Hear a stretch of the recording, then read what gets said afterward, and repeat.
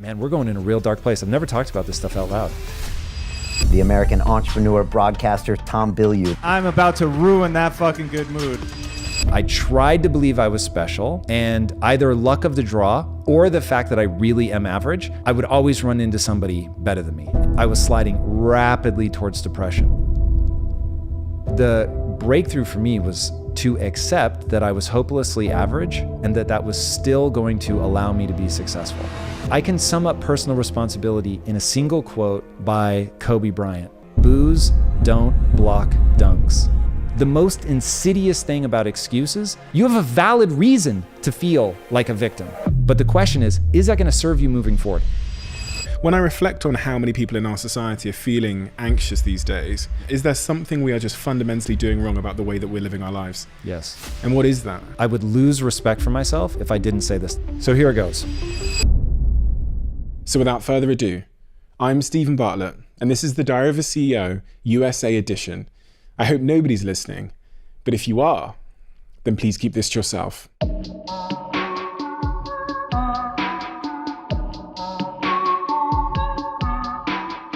The story you tell yourself about yourself is the single most important thing you're going to craft. Facts. I was watching a compilation of things you'd said upstairs before I came downstairs, and that really stuck out to me because when I think about the Tom Bilyeu story that I know, it's the question that I find so repeatedly fascinating is how a man went from what you told me in our last conversation many years ago. You were someone that was kind of counted out seemingly by your mother, by yourself and other people around you, your current wife's father, to this guy that I see as the antithesis of that. How did you change that self-story?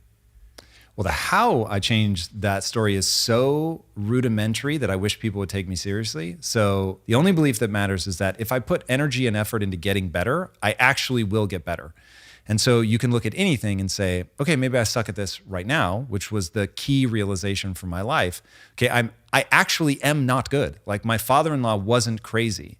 I really wasn't anywhere useful for his daughter at that time. My mom wasn't crazy. I really was lazy. So she was just picking up on the fact that I was tremendously lazy. She wanted me to be successful, but she was just looking at my behavior. And so I hadn't been misidentified. People just didn't calculate how much I could change and that I would so grasp onto the ability to change as an emotional life raft. And so the big switch was that I decided to believe that I could get better. And once I made that decision, it aligned my behaviors with skill acquisition. And that's all life is. Acquire skills. When I reflect on this idea of choosing your beliefs, I think one of the things that people will come to front of mind is it's very hard to believe something if you don't have some kind of subjective evidence for that thing. And when I think about my own confidence or my own personal growth, a lot of it came from some type of subjective evidence. So I didn't believe that I could speak in front of people because I'd never done it before. And when I hear a lot of the narrative in the self-development community that there's some narrative in the self-development community that you need to look in the mirror in the morning and say, I am great, I am a millionaire, I am successful. I've never once done that. Yeah, and this is the fine line I'm trying to understand is, why is that bullshit? Because that's someone apparently choosing or affirming that they are something. I don't think it actually is bullshit. It just isn't going to get you very far. So if what you're hung up on is you just can't ever fathom that being true, then saying it may begin to form this it erodes this lack of belief that it's possible. Now, my problem is when people think that just saying it out loud is going to make it come true. That for sure isn't true. So your behavior is ultimately all that matters. So if you make all the right decisions, but you have, you absolutely think that it's impossible for you, but you still do the right things, you will win. The problem is that if you believe that it's never going to happen for you, you won't take the steps. And so when you look at how hard something is and you get partway down that road and you're like, wow, this is really hard. It's making me confront my insecurities. This does not feel good. And I don't believe it's possible anyway. Then why would you keep going? And the answer is you wouldn't. And so nobody does. And so everybody who believes it's impossible and encounters the difficulties that success will demand of everybody, they stop 100% of the time. And so by looking at yourself in the mirror and saying, I am a millionaire, I'm a genius, like all this stuff, it may function as some eroding mechanism to those entrenched beliefs that it's never going to happen for you. That would not work for me because there's a part of my brain that just screams, this is bullshit. Like, this is bullshit. So for me, I had to align with what do I believe to be true about humans? I needed to accept that I was average. That was a huge moment for me because I tried to believe I was special, and either luck of the draw or the fact that I really am average, I've always been around a substantial number of people that are smarter than me or faster than me or stronger than, like literally everything, every niche I tried to find, I would always run into somebody better than me. And it was devastating, like really devastating. And the breakthrough for me was to accept that I was hopelessly average and that was still going to allow me to be successful. And so for me, the breakthrough was reading about the brain, like just brain science and understanding brain plasticity. And so once I understood, whoa, like your brain actually can change. So that means that just because I'm not good at something today doesn't mean I can't get good at it tomorrow. And so it was like, well, wait a second. If the average human is actually designed to get better, like that is our fundamental design, not that I'm special, not that I'm smarter than anybody. But once I realized, oh my God, that is what the DNA of the human animal is designed to do, is learn and grow from context. And so then it was just like, okay, word. Like if you're gonna just focus on being the learner, then get your sense of pride out of being willing to admit what you're not good at and to sit at somebody else's feet and learn. And all of my success is a result of that. Tremendous self-awareness. Even the use of the word realization that you were pursuing something as opposed to something else, and you were able to kind of separate yourself from your ego, or at least look down on it and understand the role it was having on your decision making. Self-awareness and then huge humility. Are these skills? Yes, because I didn't have them in the beginning. Interesting. Now, self-awareness is a double-edged sword. I didn't have any when I was a kid, and I didn't have anxiety. As I have really leaned into developing self-awareness, it's actually made me more anxious. Really? Because I'm hyper aware of what I'm not good at, what I am good at, how I'm being perceived, how I perceive myself, that things matter. Like this is, man, when I really try to shake this off, the thing that I keep coming back to is life has consequences. And building and selling $1 billion company has consequences. Like they're amazing. So getting good at something and winning can change your life. And those things are powerful. And so it's like, I realize the game I'm playing. I realize the stakes. And so one of the things that I really have to focus on now is like, I don't value that stuff. I need to be careful not to value that stuff. That what matters, the thing that you started this off, the only thing that matters is how you feel about yourself when you're by yourself. And all the success in the world can't touch that. But you're constructing that in your own mind. You're constructing a value system. You are constructing beliefs. Now, most of the time, you don't realize that you're constructing them. So they're invisible. You just see cool shit and you think, wow, that's cool. You don't realize that in saying, wow, that's cool, you just made a value judgment. You reinforce that in your own mind. And now in some subtle way, you're moving towards that and judging yourself against whether you have that or not. So you have to keep coming back to what's cool is feeling good about myself.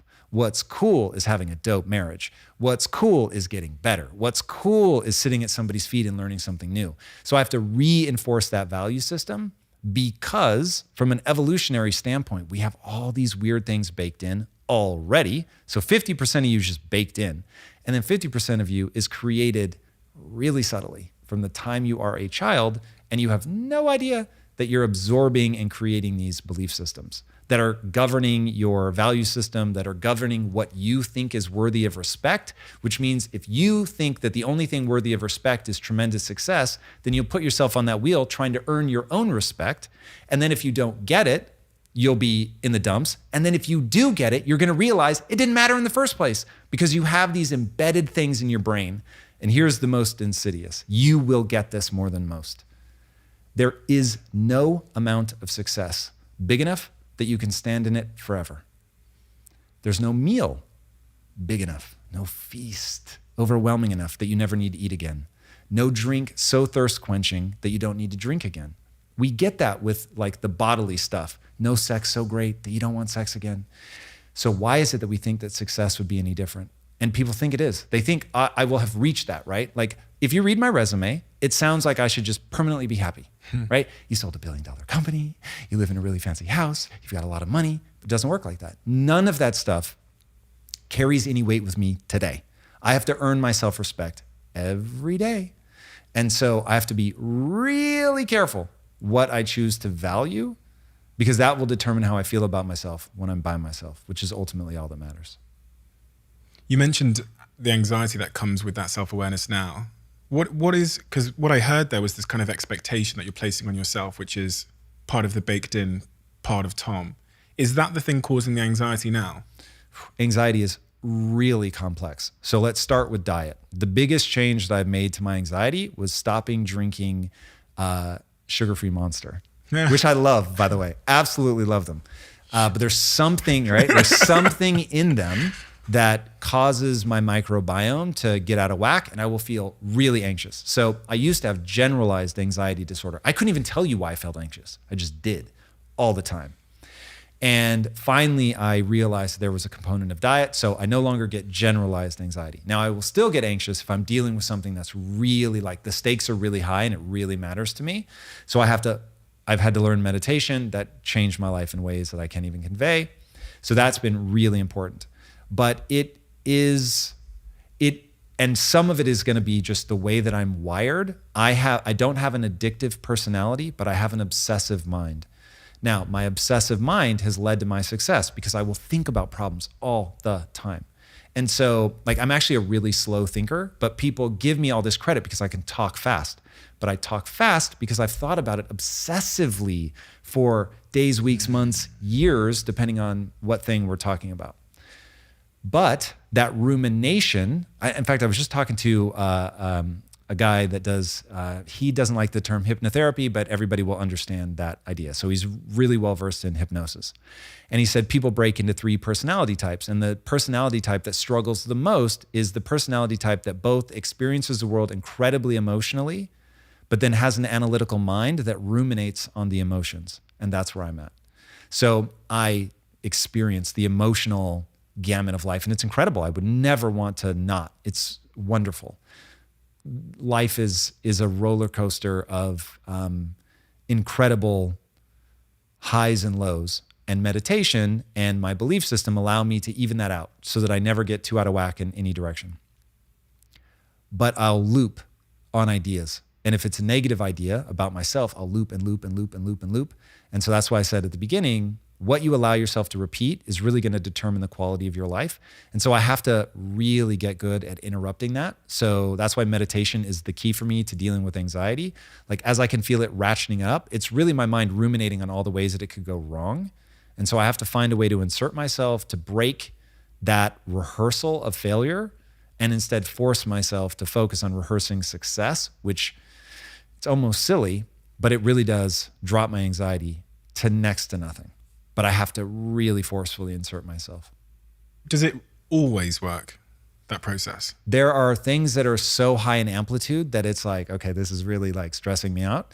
But yeah, it always works. I've never been more than 45 minutes away from complete equanimity. Really?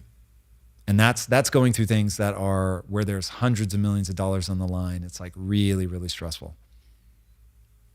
I've experienced anxiety too. And before I'd experienced it, I think I experienced it in my mid-20s for the first time when my business got really, really difficult and when the stakes got really, really high. I always thought it was something that other people experienced. I never thought it would be something that would find me. And so my perspective this is why I'm so compelled by the concept, because it did find me. And I couldn't believe it did. I couldn't believe it when it did, because as I said, I thought it was something that some kind of, maybe chemical disorder. But when I reflect on how many people in our society are feeling anxious these days, it pulls into question, is there something we are just fundamentally doing wrong about the way that we're living our lives? Yes. And what is that? Diet is the biggest problem. You think it's many 100%. If you said you can make one change to somebody's life, what change would you make to lower their anxiety? 100% their diet. Now, once that's regulated, it doesn't mean that it goes away. I still have anxiety. But when I think I've reduced it by 70% through diet alone.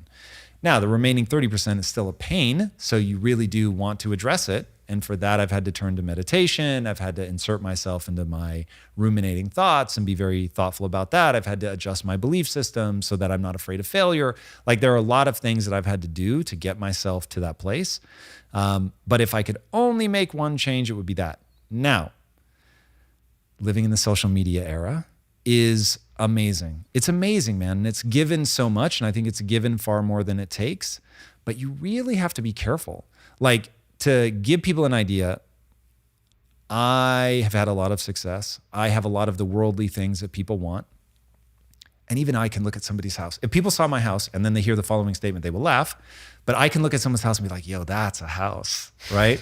So it never ends, right? So it's like if I peeked out and I had the best house in the world, I'd be like, yeah, but Elon Musk just built a rocket that can carry 300 people to Mars. Like, what have I done?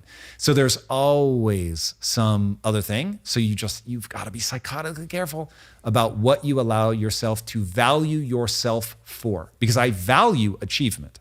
I think it's extraordinary. I'm very glad that I have that. It makes me strive. It's pushing me to be a better version of myself. But at the same time, I have to be really careful not to let it damage my sense of self, which it will do very rapidly. And I think we have to agree that there is a North Star and for optimizing a human life. And I will say that which reduces suffering and elevates the individual to fulfillment, those would be my two things. Reduce human suffering in yourself and others, and elevate your sense of fulfillment in yourself and help other people do the same. Like, that seems to be the cocktail for the most resilient mental state you could hope for. So that even as life goes up and down and you win and lose and people are born and people die, I mean, we're all gonna go through just unrelenting misery from time to time. It just is. And the only way to even all of that out is to pursue those two things. Now, once we have that, then you start optimizing for lifestyle and beliefs and your thought patterns and all of that stuff. I really do feel like if you removed social media, you'd remove a tremendous amount of anxiety. And obviously everyone's context would get smaller. So the comparison part, I mean, there's various reasons, front of mind reasons why I think social media causes people to be anxious. One of them is obviously all the feedback we get about our success, our achievements, our projects, whatever. And the other is the feedback we go searching for via comparison. So me looking out at the world, which is now billions of people on my phone, whereas once upon a time, my human design probably, I was probably designed to deal with about 20 or maybe, a small tribe. You could also optimize. Here is the brutal thing. Put out a tweet, like put out a hot take, but something you really believe in, like that really matters to you and you're moved by it and you feel like you're adding something positive to the world. Like put out one of those tweets. It will not be universally loved. I've done that last week and it was torn to pieces. Yep. And it was like in newspapers. That is emotionally brutal. Yeah. And when you realize that, man, I just want to like connect. I want to put something rad out into the world, but then people kick you in the face and it makes you want to turtle up. And so it's this weird exercise of like, you have to divorce yourself from what other people think, which is powerful if you can do it, but we're the human animal. And so you can't ever, I think, completely detach. We are, as I like to say, we are both the shout and the echo. So we are what we say, do, and believe, but we're also what people tell us about the things that we say, do, and believe. And it matters because we're a tribe animal. So yeah, it gets real weird. And then you and I are both into Web3 in a big way. The only thing I know that's going to be more devastating to mental health than Web 2 and social media is Web 3. But it's also incredible. And it's so life-changing that we have to find a way to mitigate some of the bad. But you're taking all of the things of Web 2 and putting money on top of it. And so now people are really freaking out. Why is it going to be worse, Web 3? Because it's money. You're playing with people's money. And so now it's not fun and games anymore. It's like people they're oftentimes investing more than they should in something. And so it will be bad for them because now something that they otherwise could have enjoyed becomes incredibly stressful. And for the creators, we're going to destroy a lot of creators who are just like, yeah, I can't, this isn't fun anymore. Like it was fun, but I've now taken money for this thing. I have obligations. You have to be honest about that. But if like it's not going well, most people are not going to have the tools that they need to grapple with that, to work through problems, to improve, to get better. Like it's just going to be really hard. And so when you take the ability for people all over the world to tell you what they think, and then you let them invest money, now it gets crazy real fast. And we're already seeing projects implode because the creator was maybe an artist who's already wearing their heart on their sleeve, and it just doesn't work. And they're not able to deal with that. And then the project, poof, it goes away. And I don't think that most people had ill intent. Of course, there are people that have ill intent, but I don't think most of them do. But they're just, it's a business and they don't know how to run a business. We've talked about a lot of stress, pressure, tension, and all the bullshit that comes with striving. You said achievement and striving is very important. What is the cocktail, the ingredients that you now need for that fulfillment that you described earlier? All right, I actually have as close as you're going to get to a conceptual math equation here. Okay. So fulfillment is very simple for me. And it has to do with the directives that are embedded in your brain from an evolutionary standpoint. So you must work hard, it's embedded in your brain, to acquire skills that matter to you, that allow you to elevate yourself and others in service of a goal that's both exciting and honorable. So exciting and honorable means that you're just amped about it. You dig it. So I dig storytelling. I do. And I want to help people through storytelling. I do. My life circumstances have led me to that, the way that I'm hardwired. I just have an outsized response to stories. And so I'm drawn to that. And because of life experience, I want to use stories to help people. So that's very exciting for me. Now, it's also honorable because I'm not just looking to make myself rich or be admired for telling a cool story. I actually want to help people with that story, and I hold myself accountable to that. So when you have that cocktail, you're working hard to garner a set of skills that allow you to serve not only yourself, but other people. That's fulfillment. So people can say whatever they want. And I know, like, if I'm actually out there every day doing my best to help people, I'm going to feel good about that. Now, I'm not going to feel good about people misunderstanding that. That's still going to suck. But I know what's in my heart. And so if I'm like, no, for real, I'm showing up no matter what people say, I really am showing up to help people, then that will give you the emotional resilience that you need to see yourself through. So fulfillment is, it's able to withstand even moments of unhappiness. And when you have fulfillment, the thing that you believe in that you're fighting for, then it gets easier to push through, whatever frustrations, difficulties, the mob coming after you, whatever. If you don't have that, and you were just trying to be famous or get approval, and it feels like the entire world is piling on you, you just are like, yeah, I'm done with this. So there really has to be something you're fighting for. When you do interviews and you make content, and you do that a lot, right? So you're very much like me over this side of the table. When I make content, sometimes the thing that's front of mind comes through. So if this week, or that's why before we started recording, I asked you the question, what's front of mind? The thing that's front of mind tends to come through. I can't help it. So if I sit here with a guest and they are a chef, I'll end up talking about the thing that happened like 2 days ago.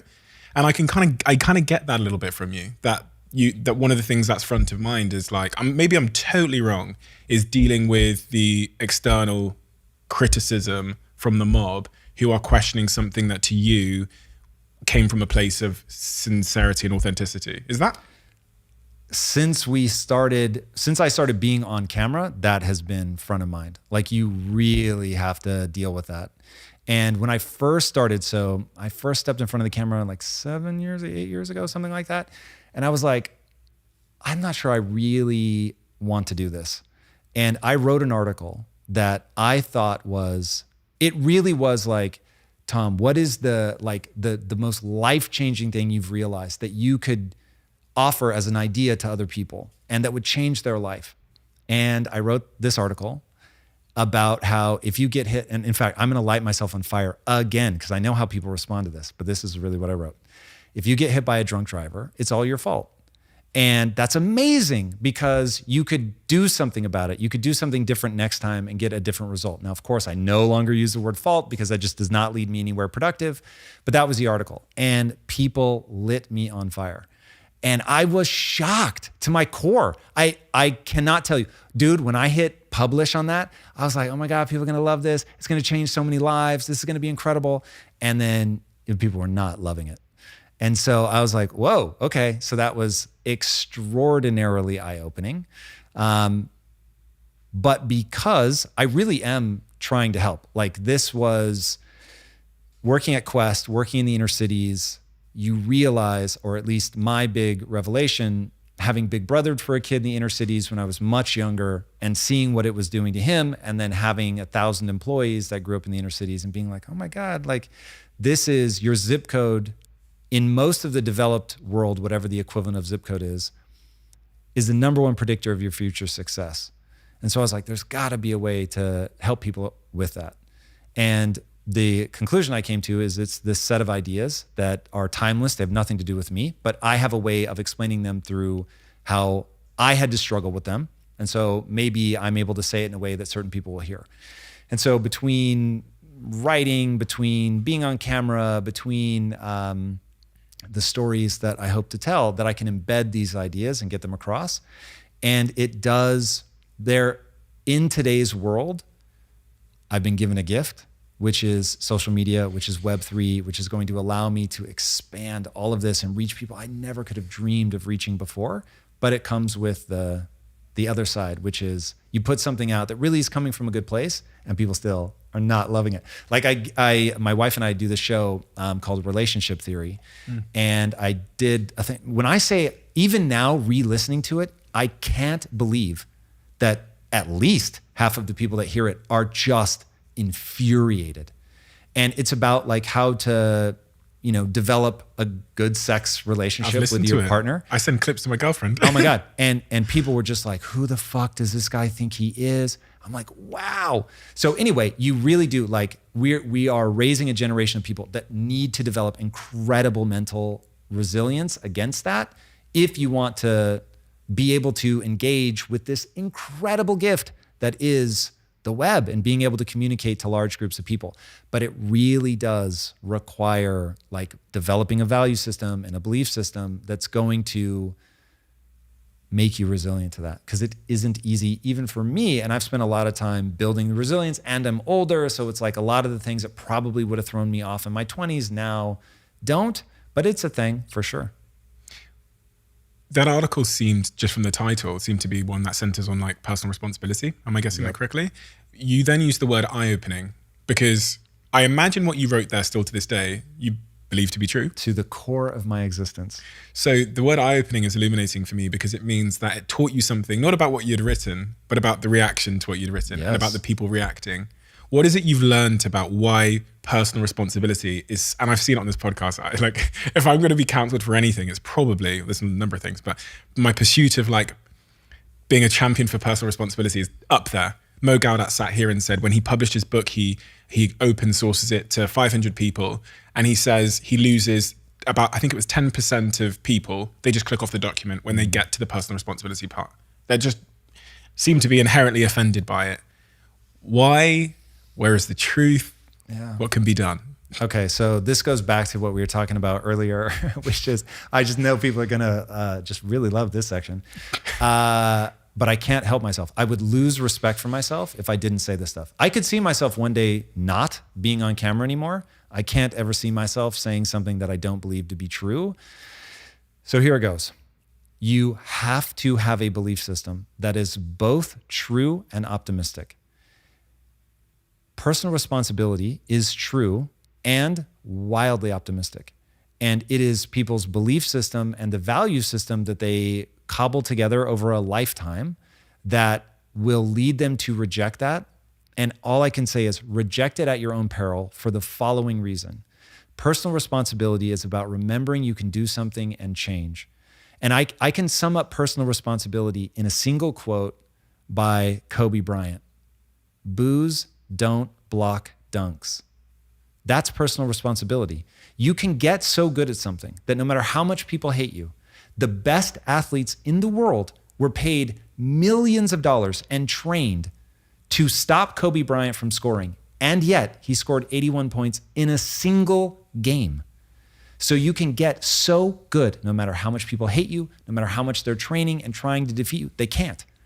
And that is the most exciting thing in the world to me. That, wait, you're saying that I can get so good at something that at least the vast majority of humanity can't stop me? There will always, of course, unfortunately, I don't yet believe that I am Kobe Bryant in anything that I care about. So, but that I can get better than the vast majority of humanity at something by dedicating my time and energy to that thing. That is so cool. That is so liberating. It's changed my life. It's given me hope. It got me up off the floor. In every possible way, it has changed my life. It is the thing that I rely on when I'm feeling my most anxious. I'm like, I can get better at this. Oh, word. And then I remember, that's right. Like if I put time and energy into this, I can get better. So it's okay if I'm actually not good at this. If people are coming after me and saying, you're stupid, you're seeing this wrong. I'm like, maybe I really am. Like maybe there's really something to learn here. Even with personal responsibility. If somebody shows me that taking personal responsibility for my life is worse than if I didn't, I would change. But in every metric I have ever encountered, and including all the people that I've introduced this idea to that have then gone on to do something with it, it has made every single one of their lives better to a person without exception. And so I'm just like, I want people to win so badly. I'm wired to love other people winning almost as much as I love winning myself. When I was 6, I threw an Easter egg contest so that my sister would find more eggs than I did because I knew it meant more to her. And I just was so happy to see her win. So like that is innate. I didn't do anything to earn that. I'm not an extra nice person. Just for whatever reason, I really enjoy seeing other people win. And so, dude, when I'm giving these ideas, I'm like, it will help you. It will help you. Like I'm already doing it. My life is already a reflection of this. And it's true and optimistic, just to bring it all back around. It is true and optimistic. And so I hope people embrace it. I know that some people don't because they have a value system where they're getting value out of being in a helpless position. And that's heartbreaking because it doesn't feel good. At least it didn't when I was there.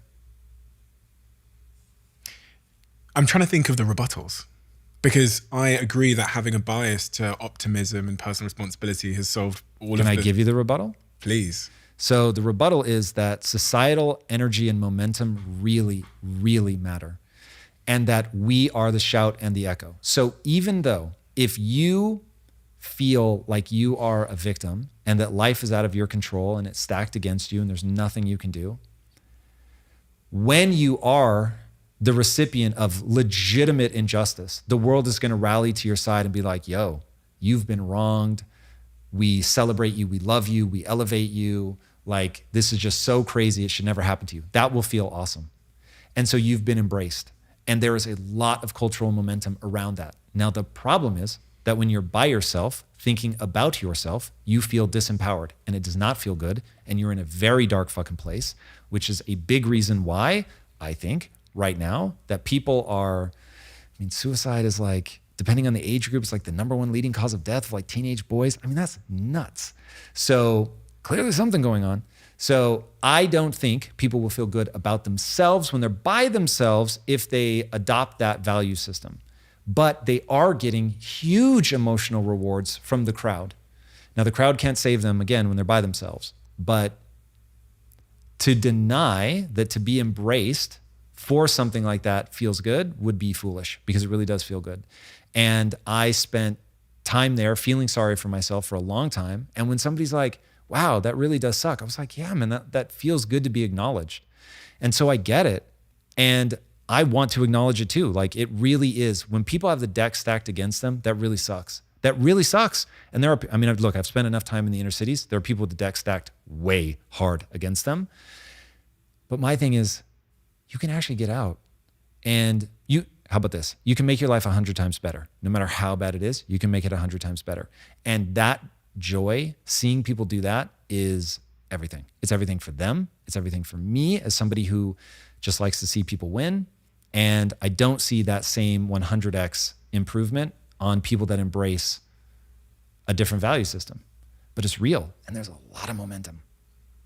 Is that unwillingness to accept that idea also somewhat linked to people's own self-esteem? Because when we admit personal responsibility, for some people, especially those that have a lower sort of sense of self-worth maybe, they see that as further evidence of their own inadequacy. I'm going to bend it more to identity. So you build your identity, and I have the deck stacked against me for whatever reason. And when that becomes your identity and you value yourself for that, like I have the deck stacked against me and I stand strong in the face of this, and I can deal with these slings and arrows, or I fight back against them. And so I become like, I'm really on a mission to fight against this. And all of that becomes your identity. So now you have to give up personal responsibility to embrace that and to fight for it. But you get that, right? You get the tribe, you get the other people in that community that feel the same. But what you've given up is really being able to change and to acquire skills and to become capable of more. And so my obsession is getting people to understand skills have utility. Now, if skills have utility and they let you do something better than other people, you can do things that other people can't do. That's A, monetizable. B, there's something hardwired in all of us to work hard to gain skills that allow us to serve the group, right? As a social animal, you have an imperative buried in your brain. There is no way to escape it, to contribute to the group.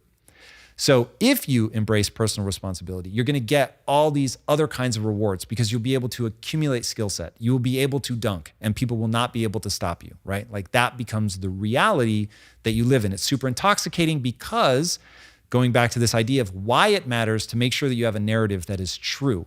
Because when it's true, your predictive machine of a brain can actually predict how to change the world to what you want it to be, which I will define power as the ability to close your eyes, imagine a world better than this, open your eyes, gain the skills you need to make that world come true. That's power. And to get that power, you have to acquire skills. To acquire skills, you have to take responsibility. To take responsibility, you have to reject being in the victim category, even though it's real. Like that's the other thing I want people to understand. The most insidious thing about excuses is that they're so valid. You have a valid reason to feel like a victim. You may really be being victimized. But the question is that going to serve you moving forward? I'm obsessed. Have you read The Long Walk to Freedom by Nelson Mandela? No. Oh my God. Yeah. You have to read this book. I've had this like when I say there are few humans I look at and go, I don't think I could ever be that amazing. Holy hell. He was in prison for 28 years and he comes out and is like, no, we're not seeking revenge. That to oppress is to give up your humanity. That was his whole thing. And so he's like, I feel bad for people who oppress me because they had to give up their humanity to do it. So I am certainly not going to come out and be the oppressor. That would make no sense. So it's what I call the third way. This is me he just didn't use those words. This is me ripping his ideas off. But his whole thing was there are three paths before you. Remain the oppressed, not going to do that. Become the oppressor, not going to do that. The third way is to find that way of unity. And that's what he was all about. It's the most insane story. Like nobody ever earned their bona fides more than Nelson Mandela, by my estimation. And when he comes out and says, we need to find the third way, only the path of unity makes any sense. And like just brought people together and refused to be in that victim category. It was like, nope, like what happened, and now we build from here. Oh man, that's just like, it gives me the chills every time I think about it.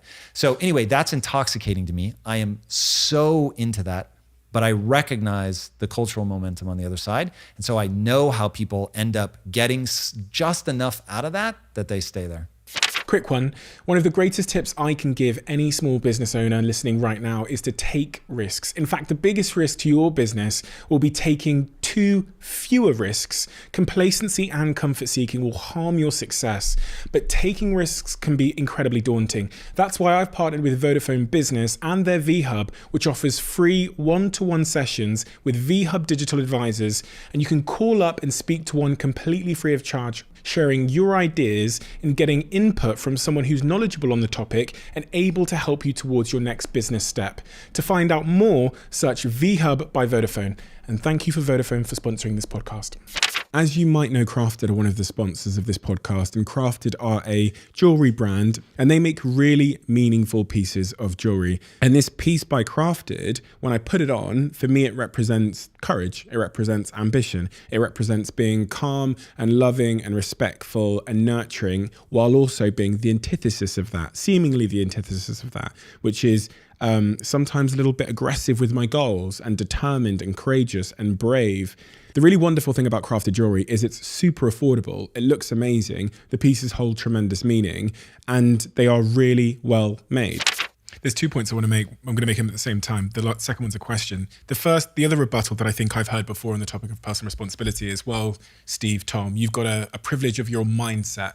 That you I'm white, so it's really bad for me, and I'm a guy. But even people will look at the Tom they see before them today, the guy that understands these ideas, that has that ability to think through things slowly, as you said, but speak about them very quickly. There seems to be, if I'm looking at 45-year-old Tom today, a huge amount of mindset privilege. That's how it seems. I'm not saying that is. I know your prior story very, very clearly. So people say there's this mindset privilege where it's not easy just to get up off the floor and just learn a skill.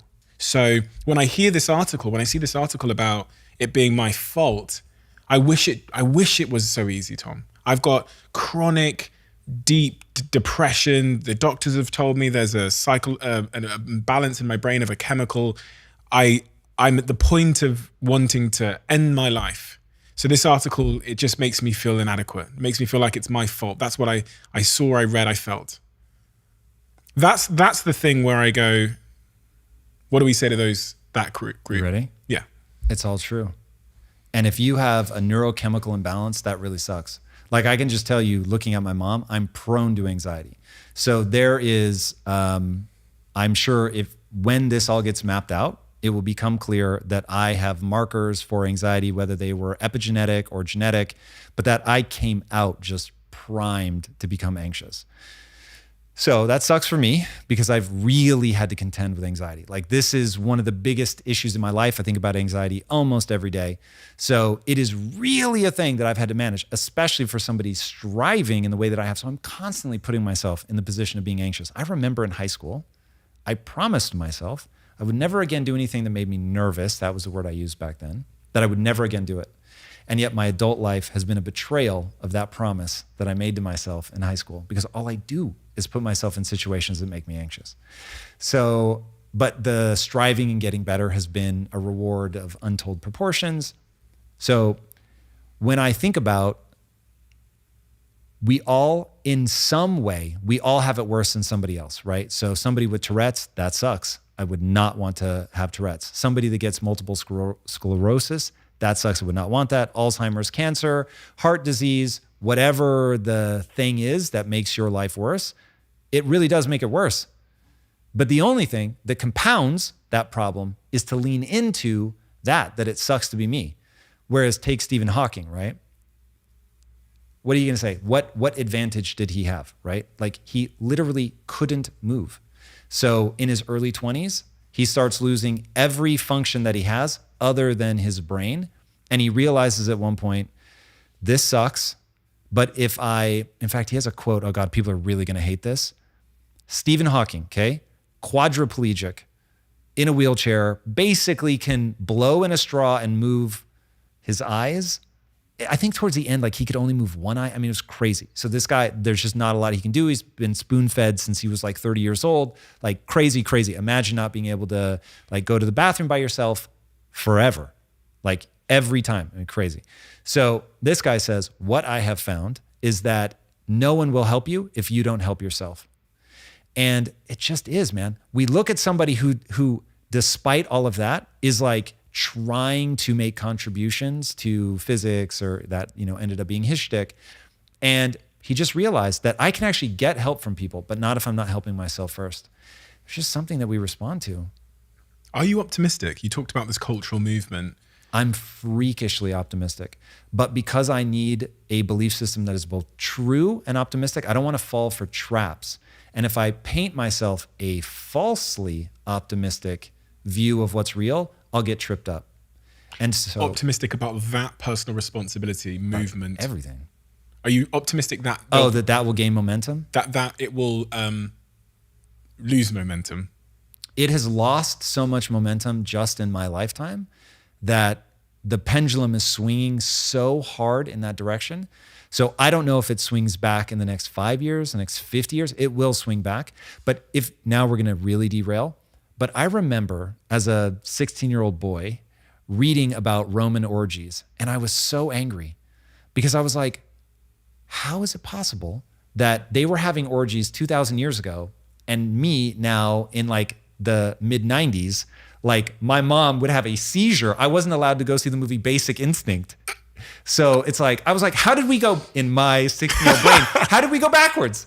I was like, I feel betrayed by all the generations between Roman orgies and now. I was like, how did we end up here? It's cyclical. Everything is cyclical. And so once you understand the cycles, one, it can be a little daunting. So have you read Ray Dalio's book, Principles for Dealing with the Changing World Order? No. Oh, it's going to fuck up your sleep. So you're welcome. Thank you. But he outlines, he goes back, I think, to like 500 BCE, but he really focuses on the last 500 years. And he shows you this is all a loop and that there are only so many personality types. And you can just watch culture loop and loop and loop and loop. And cultures build up and then they crash down. The next one builds up and then it crashes down. He's like, it's freakishly predictable. It goes in 6 steps, the cycle does. And there is not yet a society in the last 2,500 years that has avoided this cycle that lasts about 100 to 150 years. So the reality is that I'm like, I don't think we get out of this cultural momentum quickly. I think that the phrase, tough men make good times make weak men make hard times make strong men, and you loop and loop and loop and loop. And we have been in good times for a long time. And so I think I'm just gonna keep doing myself damage here. I think we've gotten soft. And I think because of that, we are headed for hard times. And I think the hard times will take care of any of the values and belief systems that aren't useful in the acquisition of skills. What do those hard times look like in your Jesus. foresight? So this is fun. This, I'm sure, will be the last time that I go on a podcast. So just had Ray Dalio on my podcast. And in his book, he pegged civil war in the US at a 30% chance. That book came out, I think, 2 months ago. He now pegs our chances at 40%. So we're moving in the wrong direction. Remember, this is the guy that spent inordinate amounts of money researching the movements of these societies.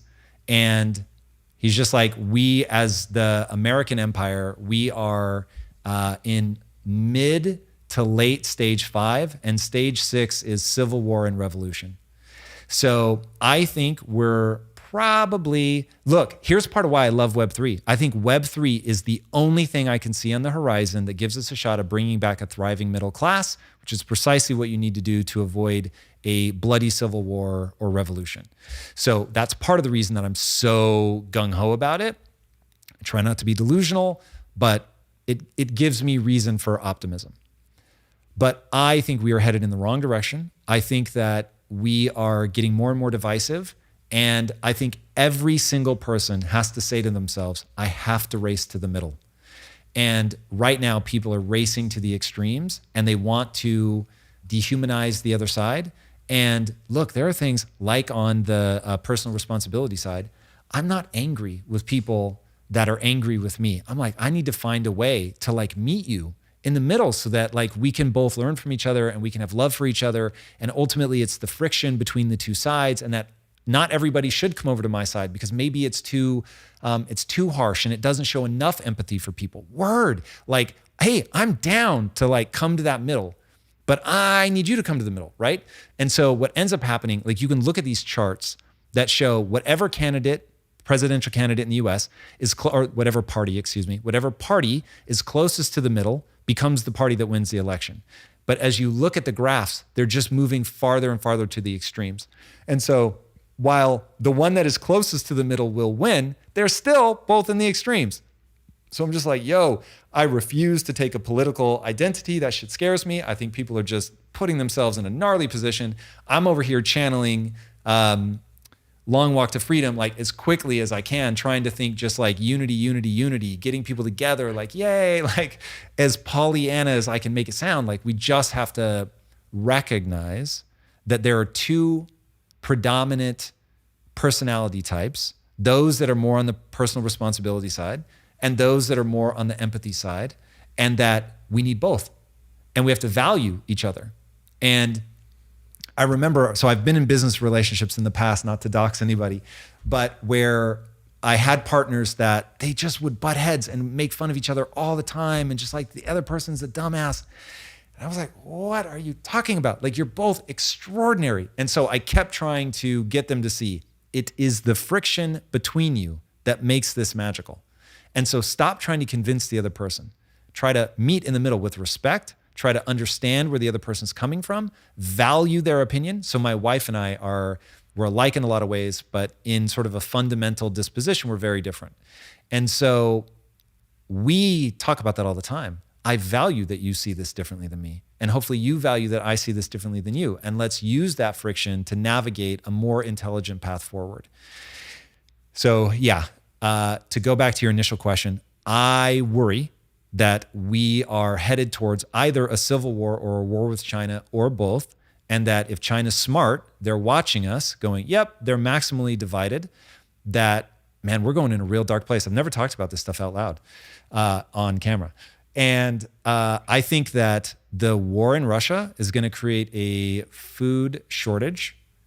Watch the All In podcast, because these are just crib notes. I've been watching and it. So as they were talking about in the recent episode, basically that the food shortage will be backstopped by China. China will exchange that for military bases, et cetera.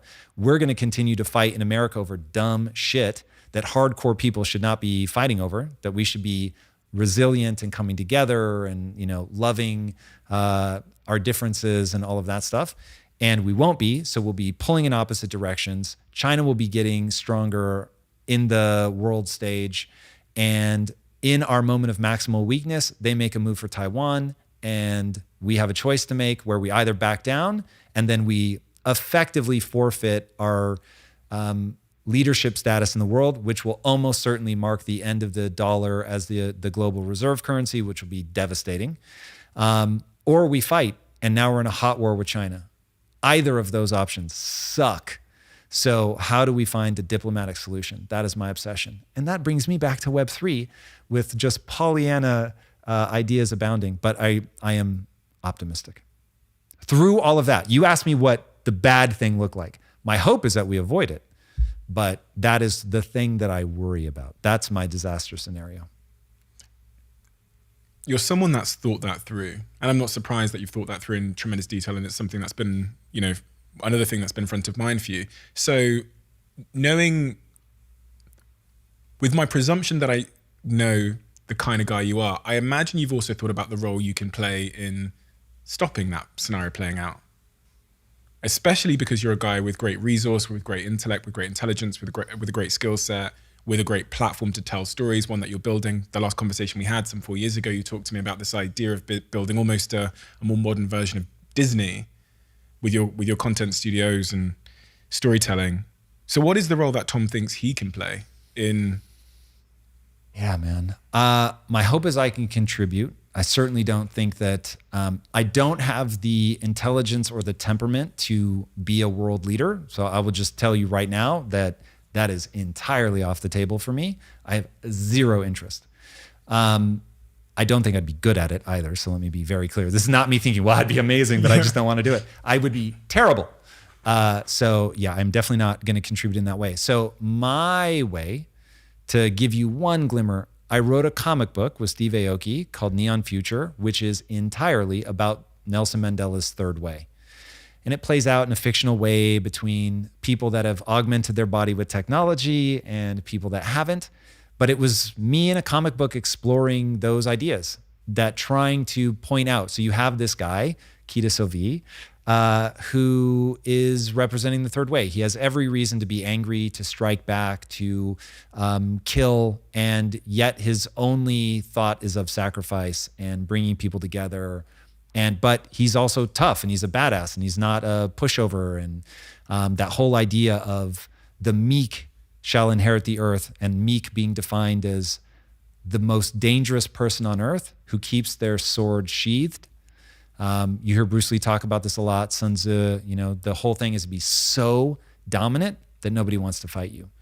So, and in that, you can actually choose peace instead of peace sort of being just because you're too weak to fight. So my hope is through story, I can tell ideas that make people value differences that make them want to meet in the middle, that make them want to love and be loved, and to, of course, adopt personal responsibility with aplomb, and recognize that they can get better and that nobody can stop them, and that the world desperately wants for them to come alive and to acquire skills that matter to them and build things that matter to them and unify and create incredible things.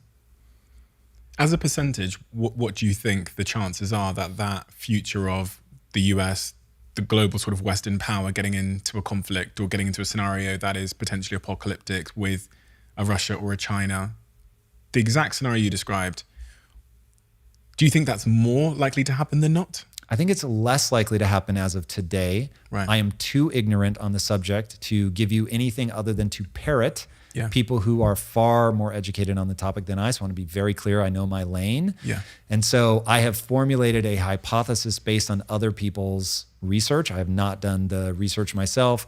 I would never want to be on national television asked about foreign policy. Like I would just be the worst person in the world.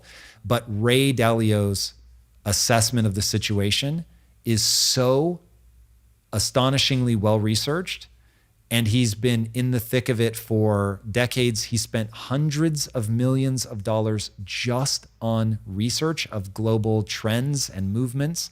And so when he says that he pegs US civil war at about 40% and US-China conflict at about 40%, I just trust it. So, but that is literally me blindly parroting. Quick one. We bring in 8 people a month to watch these conversations live here in the studio when we're here in the UK and when we're in LA.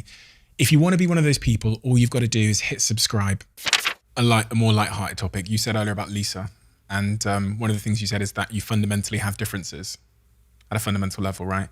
Me and my partner have fundamental differences, and as I said earlier, with your the content you put out together about relationships and love have been really profound and important to my relationship with my girlfriend. And that's why we frequently send each other the clips. I've had some of my best friends, in fact, send me the clips because you make sense of things together from both perspectives, the male perspective and the female perspective, in a way that's quite liberating as someone that's going through those things.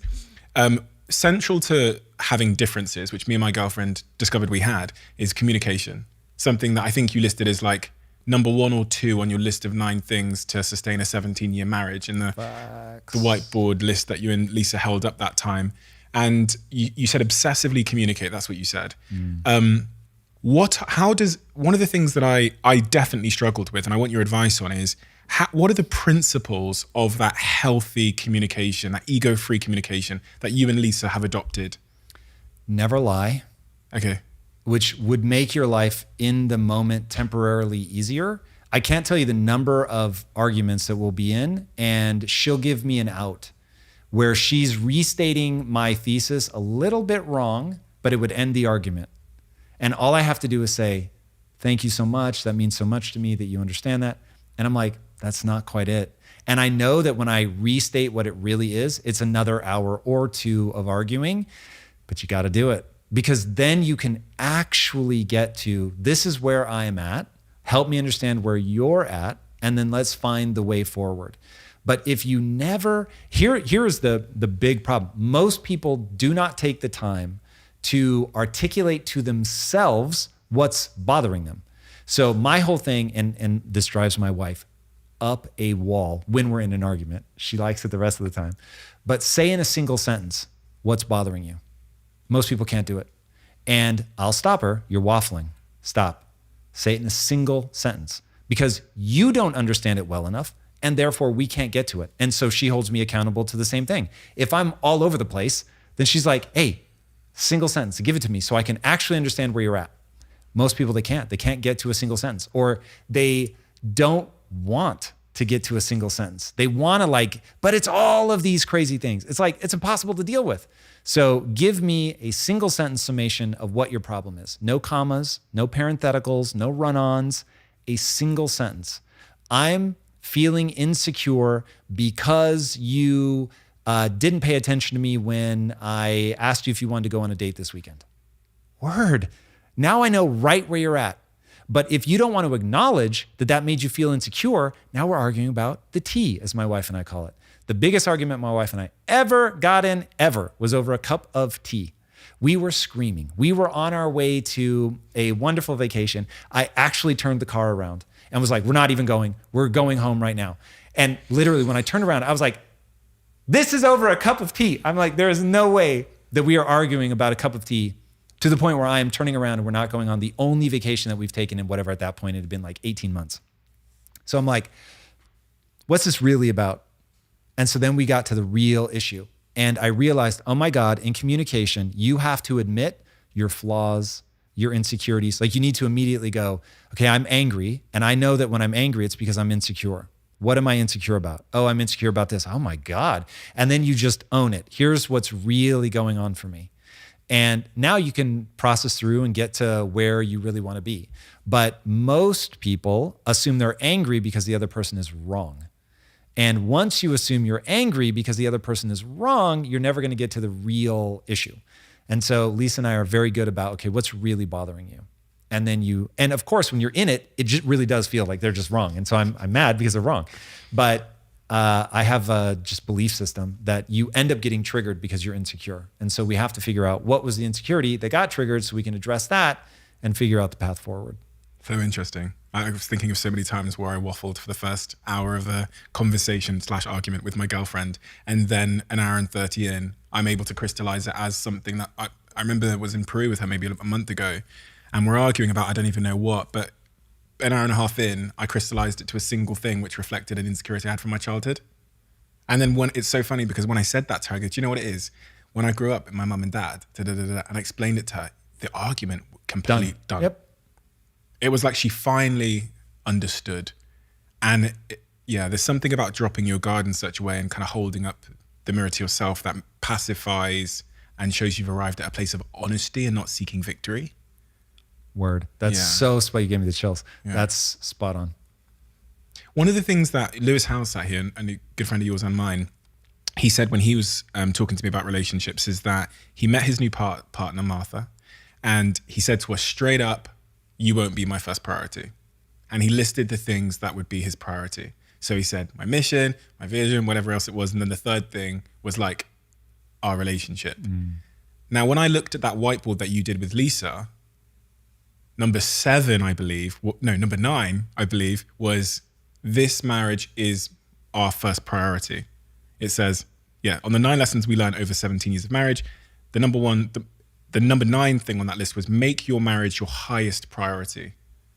And that sits in conflict with what Lewis said to me. So I'm like, who's telling the truth? Is it both? Is it? Well, so it will be a question of results. So Lewis, you know I love you, brother.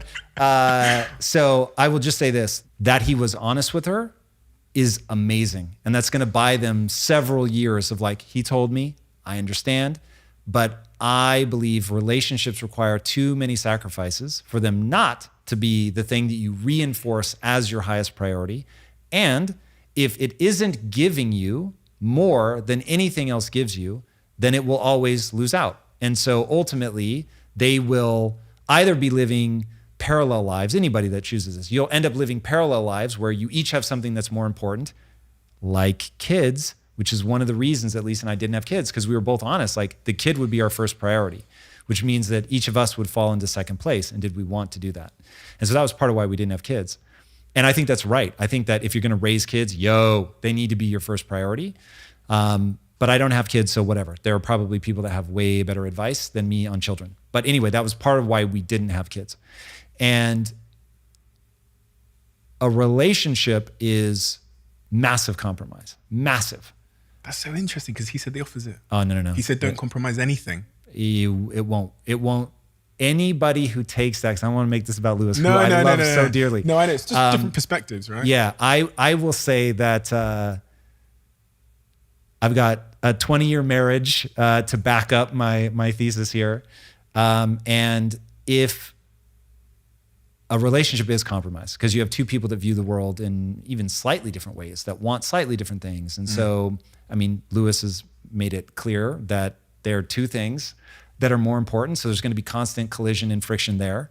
I think we have an innate desire as a human being to be somebody's number one priority. And I have found in my own life that there is nothing more extraordinary, nothing more uplifting, no high higher than being somebody's number one that is your number one, and you love and respect each other, and you have a thriving sexual relationship. And it is the most profoundly joyful thing I've ever experienced in my life. It's stabilizing. So the people that have the strongest home life take the biggest risks. I remember when I heard that, I was like, whoa, that really makes sense to me. Because I will say, what I say to myself all the time is, hey, I'm building this thing. I'm really putting myself out on a limb trying to build this company. If it all goes to nothing and the whole world thinks I'm a moron, at least I have my wife. And I'm just like, oh yeah, word. Like, I will have my wife. Like, no matter what other people think, if I continue to honor her in the way that I honor her now, I will have my wife. And so the only thing I don't fear going broke. I don't fear losing my business. I fear losing my wife. Because the outsized return that I've gotten out of this marriage compared to what money's brought me or whatever micro fame that I have, like it's awesome. Money is awesome. The micro fame is awesome, but it's nothing compared to my wife. Nothing. So, I mean, it's just, oh my God, it's incredible, man. It's incredible. And so to get that requires sacrifice. It requires attention. It requires making it your first priority, because otherwise there's going to be a moment where one person needs that and they realize that they're giving that up, right? And the thing is, though, from anybody's perspective, if you'd asked me when we were first dating, I would have said the same thing. There's no way. We just got together. You know what I mean? So you're not going to be my number one priority. So for me, there was a line in the sand. When I decided to propose, that was a very difficult thing for me. I really thought about it, man. I debated it. Is she really the one? And finally I was like, well, I'm either never getting married or I'm marrying this woman, because I have never felt like this. Like, she feels worth the sacrifices, all that. And once I proposed, I never once thought about it again. There was no cold feet. There was never like, oh, should I, shouldn't I? Once I made that decision, it was everything. So my advice to anybody in that situation is there should be a line where you say, and now, because of what I want this relationship to become, I'm going to make it my number one. Now, look, I've built extraordinary businesses, even with my wife being my number one priority. And she isn't the thing that I allocate the most time to, and that's important to understand. But she's my number one priority. So if ever she came to me and said, hey, I really need you right now, but there was something really important going on in the business, I'd be like, word, totally unconflicted. Awesome. What do you need? I'm here, which has happened many times. So on that, it's actually nice, to Jocko Willink's point of discipline equals freedom, knowing that she's my number one, that I don't need to be conflicted. If ever any two things collide, it's always Lisa. There's like a peace in that. Is there anything you wouldn't compromise? So I once told Lisa, I said, look, I'll give up virtually anything for you, but don't ever ask me to give up my ambition, because I don't know who I am without it. And I don't know that I want to. And look, I'm very thoughtful about, in my back pocket, I keep Buddhist style detachment, so that if ever I got overwhelmed, it wasn't fun anymore, or whatever, I would just pull out the detachment. And I know how to do that. And I know how to not strive. I know how to loosen my bonds to desire and wanting, which is, by the way, something very wise for everybody to get those tools in place, especially if you're a striver. But I love it. I love the pursuit. I don't need the wins. The pursuit makes me feel alive. And business is the only game I found that you can play until you die. And so there's something really awesome about striving to be the best, even though I don't know. In all of my years, in 46 years, you were very kind to lowball my age earlier. In 46 years, I have never found myself to be the best at anything. And yet the pursuit of being the best has been one of the most thrilling rides of my life. It comes with the cost, right? Which is, for you, have been the most severe cost that I've heard you name, is living with that anxiety, that feeling of anxiety. Was there a place that you went to? Because for me, when I go to Bali, my girlfriend lives there at the moment. When I go there and I'm out of the business striving, ambition, social media all the time mindset, there is a different level of peace within me. So sometimes my brain goes, well, Steve, if you know that there's another place you could live without feelings of anxiety or whatever, why don't you just go live there and strive in a smaller way outside of social media and huge public scrutiny? Yeah. I'm presuming there's a place where you felt, fuck, there's no anxiety when I'm in this zone. Yeah, and I think the right answer is I ask myself a slightly different variation of that same question. And it goes like this. Do I still want to strive enough to make it worth not going and doing that peaceful, stress-free life, which for me would be writing, just write full time. I have enough money. I never need to work again, ever, not a single day in my life. So every day that I choose to go to battle, I'm choosing to go to battle. And so the second that the answer is no, it isn't worth it anymore, then I would go do that and I would just write. And knowing that I have that in my back pocket is extremely liberating. So I know at any time I can stop, I can detach, I can not continue to pursue this. And that has allowed me, it's like this magic trick that allows me to carry a lot more weight, to deal with a lot more stress, because I know every day is a choice. And so that allows me to have fun. It allows me to remain playful. It is like when I think about how much stress I've taken on in my life with business, I wouldn't have been able to do it if I couldn't imagine a life that would be just as awesome. And so there's a parallel life where I'm a writer and I chill and spend time with my wife and, whatever, learn languages and just fucking travel around, whatever. Like that'd be awesome. I would love that. So I just love this one a little bit more. But if this diminished in its joy, I've got this other thing that would be so dope. So yeah, I don't have any sort of like, oh my God, what would I do? And I remember, so I've proven this stuff to myself. And look, never teach something that isn't like you're not living it. That every word out of my mouth I live. And I realized that I could very easily just detach myself from the success, the achievement, the whatever, because when we left Quest, it was like, oh, just done. And it wasn't hard for me in the slightest. Like Lisa really was part of her identity. So for her, having been a founding member of Quest, like it was hard. Like, in fact, I still think she sees it as like her child. Whereas like people will almost remind me, oh yeah, that's right. Fuck, I did build Quest. I don't think about it. It's not a part of my identity. It's just not, my brain isn't wired that way. I don't cling on to things like that. So for me, it's like, I want to feel good about myself when I'm by myself. I want to have fulfillment and I want to do things that I love in and of themselves. And because, and this is the one thing that haunts me. In fact, this, like I say this and I think people think I'm kidding, but I actually worry about this in myself.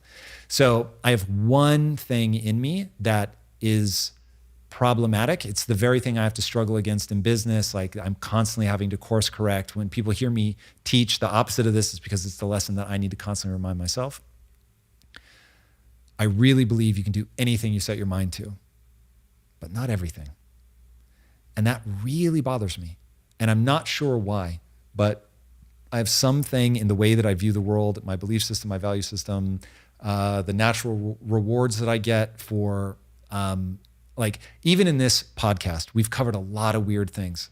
And I can talk pretty deeply about a lot of different topics because I love that shit.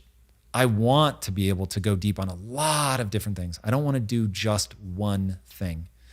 And so that is the one thing that haunts me is I could give something up and go do something else very easily. My identity is not tied to this, that, or the other.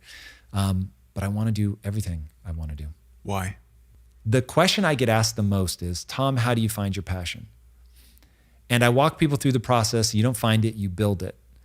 Now, one thing that I worry about is because all of our minds are different and because there's a region of the brain that I just recently learned about for determination, where they can hit you with transcranial magnetic stimulation, hit the region of your brain that deals with determination, and you'll be like, I can do it. I know I can do it. What can you do? I don't know. I just know I can do it.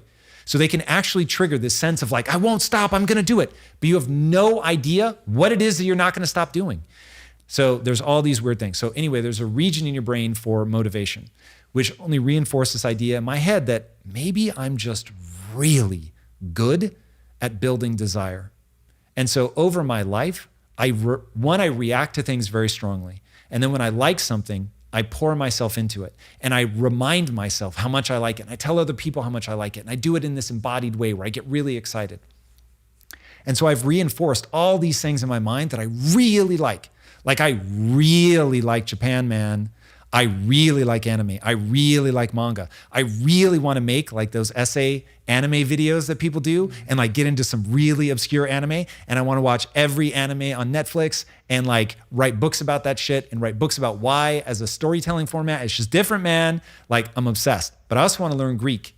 That would be dope. Learning Greek, like with my wife. I'm super passionate about that. At one point we were going to move to Greece and I was going to learn. I promised myself at one point I would get published in Greek, like this whole thing. I also want to write a book. This mindset stuff, man, it's really like a big thing for me. But by the way, nothing gets me like storytelling. So I really want to tell my stories, but I also like video games.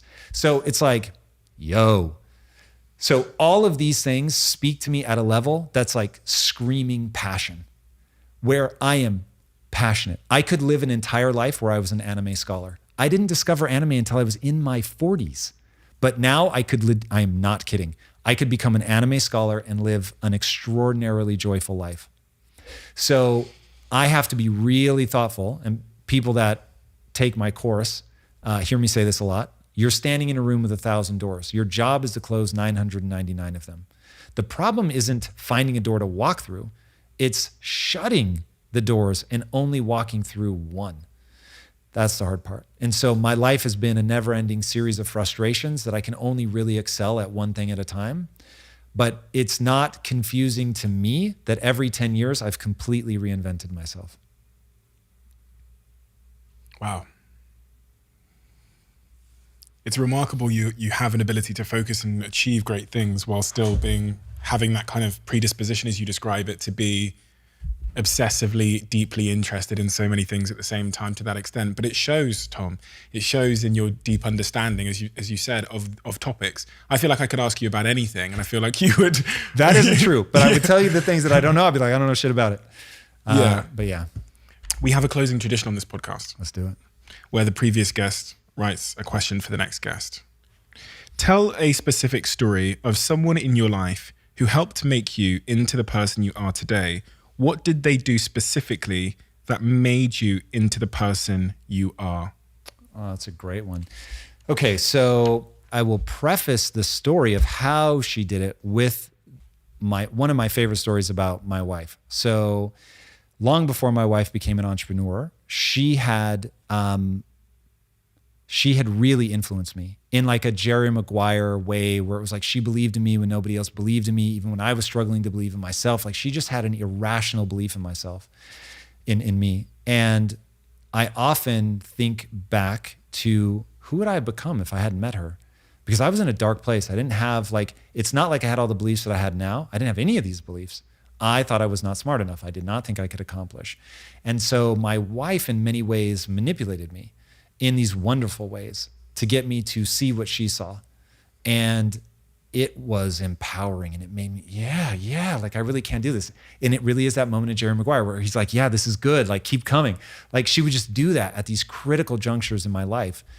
And so long before she became an entrepreneur, I don't remember what happened, but I was weeping, man. I'm not a crier. I was like ugly crying, like having a hard time catching my breath.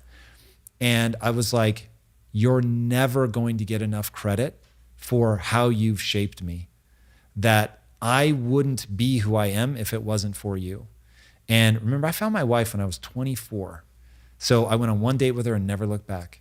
She's the only woman I've ever said I love you to in a romantic way, as my mom likes to remind me.